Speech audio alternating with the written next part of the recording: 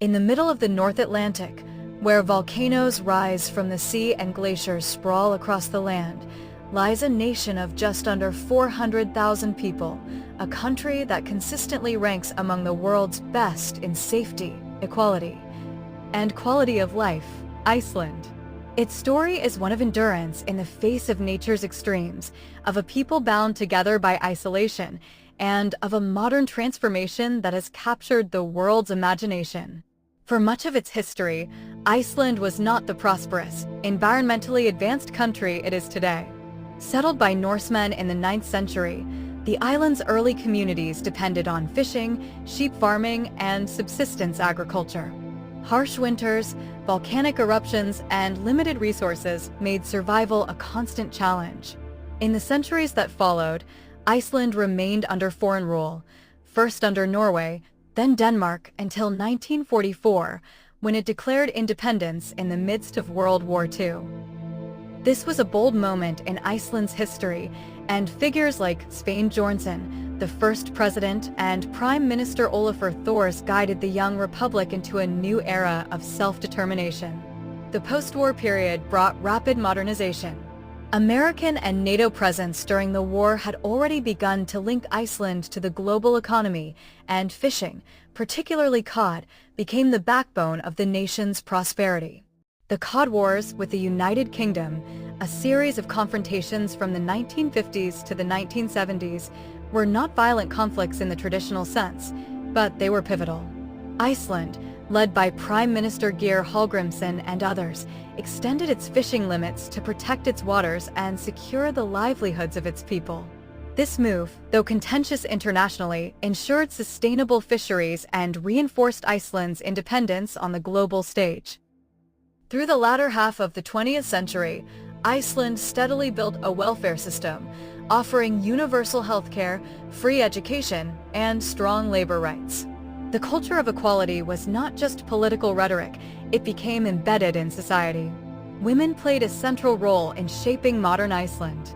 In 1980, Vigdis Finnbogadóttir became the world's first democratically elected female head of state, inspiring a generation and cementing Iceland's reputation as a leader in gender equality. Yet, Iceland's progress was tested in the 21st century. In 2008, the country faced one of the worst financial crises in history relative to its size. Its 3 major banks collapsed under the weight of risky investments, plunging the economy into freefall. Prime Minister Geir Hard announced emergency measures, but public anger was intense. The kitchenware revolution, a wave of peaceful protests where citizens banged pots and pans outside Parliament, demanded accountability and reform. Out of this crisis came sweeping changes. Iceland refused to bail out foreign creditors, allowed some banks to fail, and pursued prosecutions against financial executives.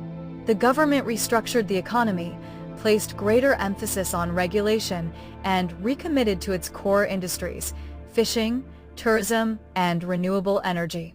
It was a moment where the small nation chose resilience over surrender. One of Iceland's greatest assets is its natural environment. Geothermal and hydropower provide nearly all of its electricity, making it one of the cleanest energy producers in the world. Leaders like Olafur Ragnar Grimsson, who served as president from 1996 to 2016, championed Iceland's renewable energy model internationally, linking environmental stewardship with economic stability. By the 2010s, Iceland had recovered strongly, even paying back IMF loans early.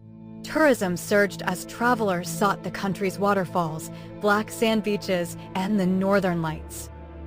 Yet, even with this influx, Iceland managed to preserve much of its cultural identity, from its language, largely unchanged for centuries, to its strong literary traditions. Today, Iceland is celebrated not just for its landscapes, but for its social fabric.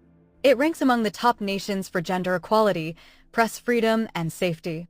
The small size of the population fosters a sense of community trust that is rare in the modern world. Work-life balance, access to nature, and a commitment to social welfare underpin daily life.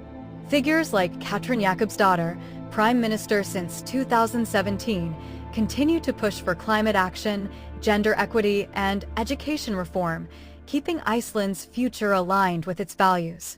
Iceland's journey from a subsistence-based, weather-beaten island to one of the most desirable places to live is a testament to the power of collective will and pragmatic leadership. It has faced volcanic eruptions, economic collapse, and geopolitical pressure, yet each time, it has emerged not just intact, but stronger.